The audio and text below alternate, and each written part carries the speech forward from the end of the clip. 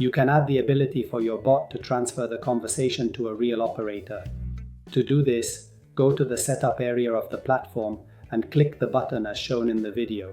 At this point, simply enter the times when your operators are available to receive the conversation. Specify how many seconds the operators will have to respond before the bot suggests generating a lead for future follow-up. Click Save and retrain the bot.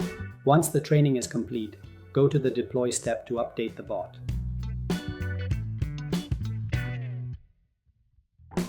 After the update, your bot will be able to transfer the conversation to an operator.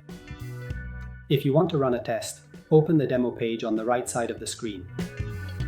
On the platform, click the button for the handover app. Ask the bot to speak with an operator. You will see that the handover app will notify you of the request. Click on the request to accept and start conversing with your user.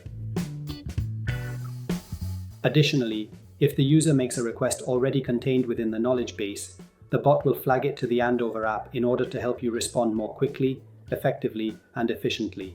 When you have finished the conversation, return control to your chatbot as shown in the video to give your user the opportunity to continue the conversation independently with the bot.